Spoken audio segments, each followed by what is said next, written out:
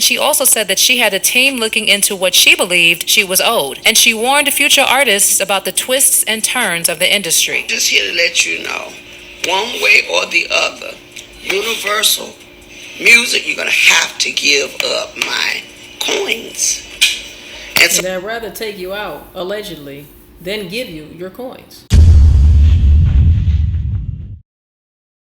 Jaguar Wright exposes faults in Angie Stone's death report. All right, so I've been seeing on my timeline a lot of conspiracies about this Angie Stone death. People saying that she did not get unalived the way that they're saying that she was unalived. Okay, so let me know in the comment section down below how you guys feel up to this point on Angie Stone's death.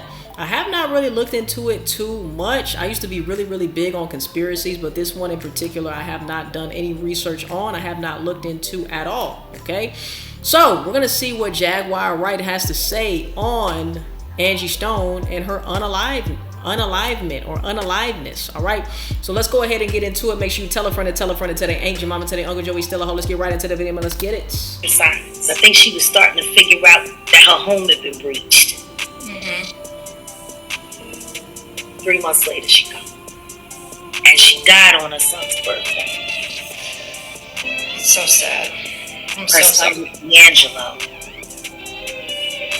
who was full of love. Child, I know they hate to see Jaguar Wright coming, but you know what? She's already here, and y'all can bet she has some pretty strong opinions about what happened to Angie Stone. Well, I will tell you this, Jaguar certainly believes that it's no coincidence that Angie Stone died literally weeks after putting the same people she has been calling out for decades on blast. As I was coming through all of this, I soon found out that one of the biggest companies that I was with, Universal Music, it's the second part of the ugly truth. We began to research things to check on my royalties and my statements and things that of that nature, only to find out a lot, excuse me guys, a lot of my publishing, a lot of my royalties, my mechanicals, they have all pretty much been stolen. I know we were just hoping. I'm gonna just say this, man. Like, you see, sometimes when celebrities come out and they start speaking on the labels and the music companies, right, and the specifics of contracts, people start popping up unalived. We saw it with Michael Jackson, right? When people start coming to the forefront, when they're sick and tired of being sick and tired, and they want to expose certain shit, sometimes they pop up unalived. Allegedly. That's just what I be peeping, all right? When people start to talk, people get to talking, people get to yapping, people get to, you know what I'm saying, like exposing this and exposing that. That's when certain people end up missing or end up DOA, you know, allegedly. Publishing, a lot of my royalties, my mechanicals, they...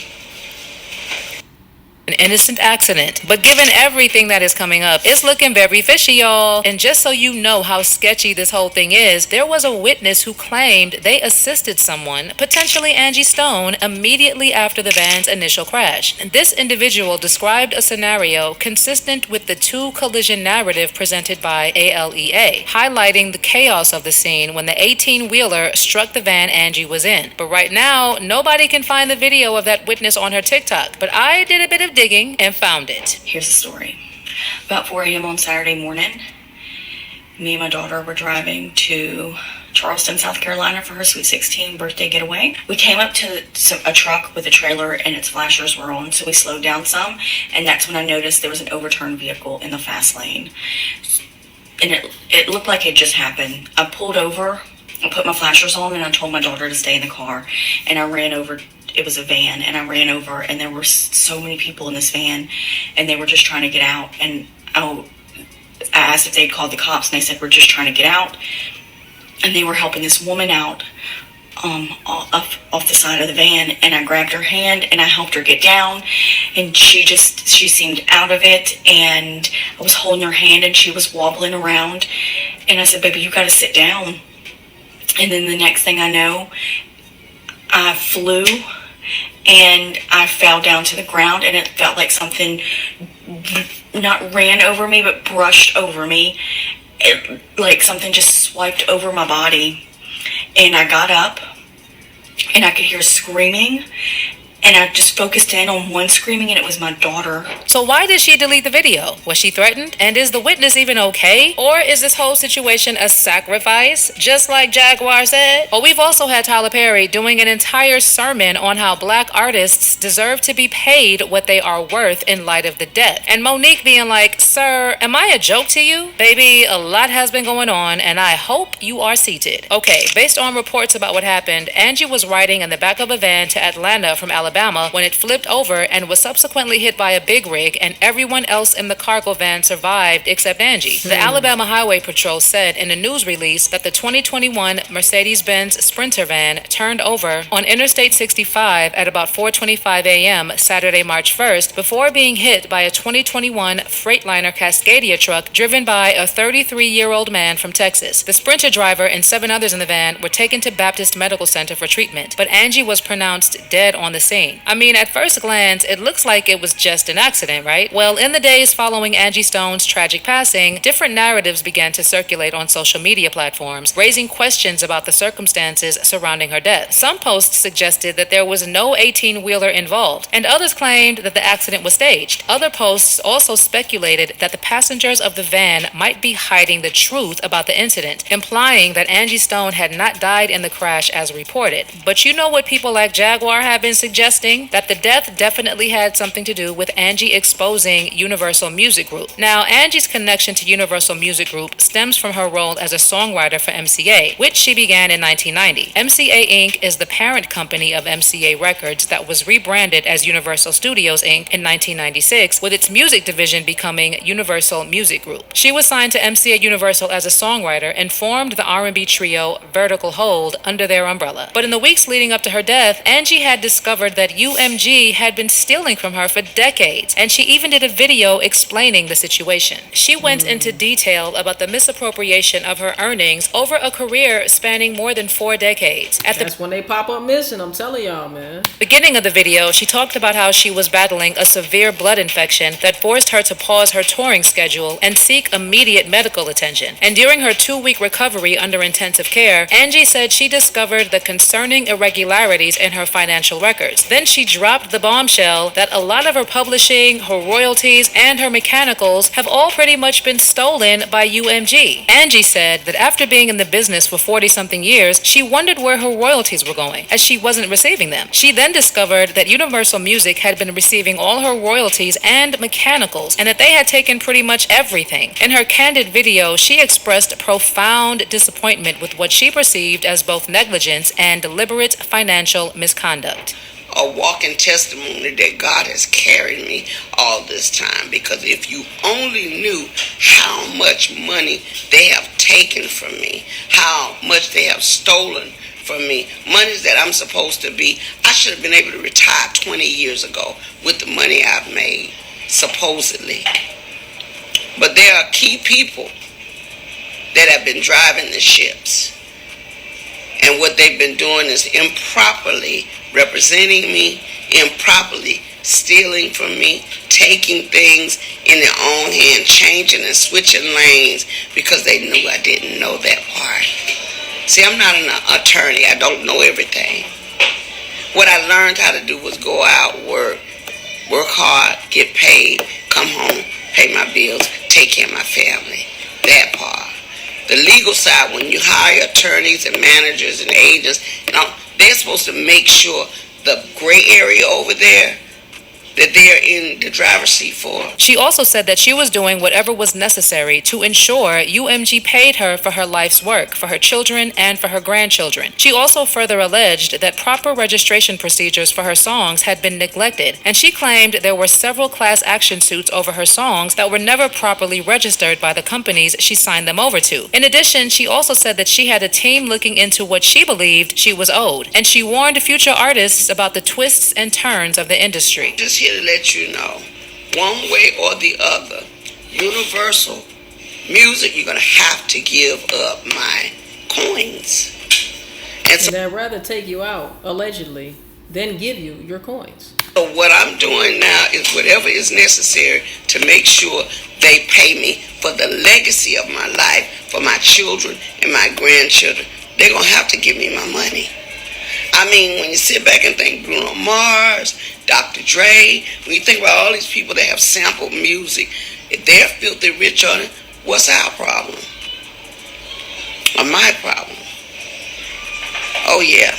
So you got to get a diesel crew, and I call them a diesel crew, to go in and rectify the issue. Now ask yourselves this. Now that Angie Stone is dead, who do you think is following up on the money that UMG owes her? Do you think her children or other family members will have the strength to go after UMG? It's very likely this case will just disappear somewhere down the road. And what Jaguar and others are saying is that this is exactly what UMG wants to happen. So Jaguar was talking about a show she was once supposed to do with Angie. And she said that they were considering canceling the show because of the weather. But then she said that Angie told her that they would do the show regardless because that is just who she was. She then said that she believes that Angie Stone's death was a sacrifice, and she mentioned that Angie was moved around in real time on her son's birthday. Jaguar Wright also mentioned that Angie Stone was robbed not so long ago, and also referenced that Angie Stone was going to sue UMG for stealing from her. Again, this has raised quite a few questions, like what was stolen from her house? How far did she manage to go with the UMG case? Did they have anything to do with the burglary or the death? Well, Jag certainly believes that there was foul play, just like many other people. Personally, I'd want to believe that this was just an accident, but clearly y'all don't think it was. And like I mentioned earlier, there was also a witness who claimed they assisted someone, potentially Angie Stone, immediately after the van's initial crash. This individual described a scenario consistent with the two-collision narrative presented by ALEA, highlighting the chaos of the scene when the 18-wheeler struck. But the fact that she deleted the video after finding out it was Angie was also sus. So did she receive a threat warning her to take down the video? I mean, it was an innocent, true account. So why would she pull it down?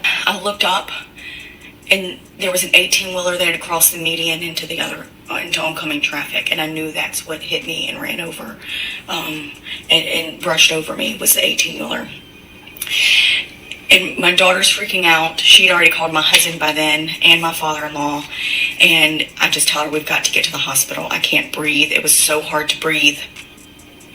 I'm going to post a video of the 18-wheeler after I left the hospital, driving back through to get to my husband and my son. I will not be posting the vehicle in the video because somebody did pass away. They did. And I won't be posting that for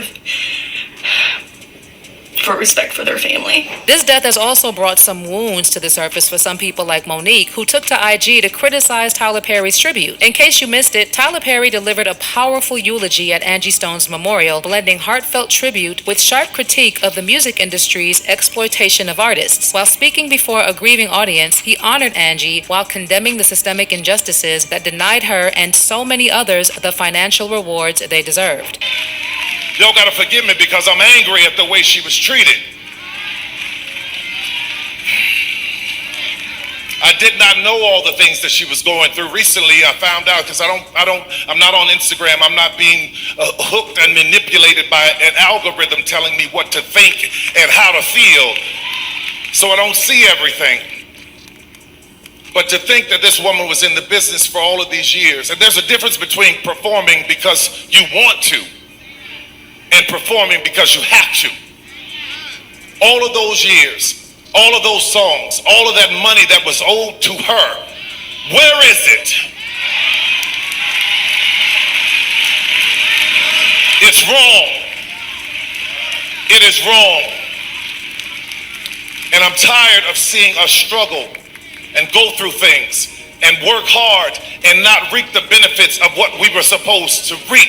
So Tyler Perry spoke not just as a filmmaker and media mogul, but as someone who had seen the industry's inner workings. He said he understood the toll it took on artists like Angie Stone, whose music shaped generations, but whose earnings never reflected her impact. During his speech, he even referenced Angie Stone's song $20, a haunting reflection on financial hardship. The lyrics spoke to the very struggle she faced creating timeless art while barely making ends meet. He used the song as a metaphor for the broader issue, reminding the audience that Angie Stone's story was not unique and that countless artists, particularly black ones, have been denied rightful earnings while corporations profit from their work. But you know what? Monique was like, "Sir, you really need to look in the mirror because the things you are condemning are the same things you did to me." In a post, she first offered her condolences to Angie Stone's family. Then she took some time to share her grievances with Tyler Perry, saying his speech struck a chord with her and her husband Sydney. She responded with 4 points, saying, "You expressed anger over Angie's mistreatment, yet you labeled me difficult to work with despite never having worked with me. How can you condemn the poor treatment of others when you've imposed the same on me? We have audio of you admitting you were wrong. You asked, where's the money she's owed? Well, where's my public apology that you promised in 2016? The false narrative you perpetuated helped blackball me, costing me tens of millions. You mentioned being tired of us not receiving the benefits we deserve, yet you asked me to promote Precious for free, without a contract or compensation, which highlights your double standard. You said we should be careful in how we treat children of God. As a man of faith, where is your responsibility to act with love and truth? You promised me an apology years ago, but it's yet to come. Unlike the music industry, which you rightly criticized, we have audio documentation of your actions. Shouldn't you be held accountable too? In closing, I hope your words at Angie's funeral inspire you to correct the wrongs done to my family and me. You have the power to do so. As you shared biblical teachings, please remember, what will it profit a man to gain the whole world but lose his soul? Mark 8:36. We await your response with love and respect. Monique and Sydney. Child, the heat. Well, I'm gonna just say this. I feel Monique, but at the same time, the timing is just not right as well. You know what I'm saying? You're giving condolences to Angie,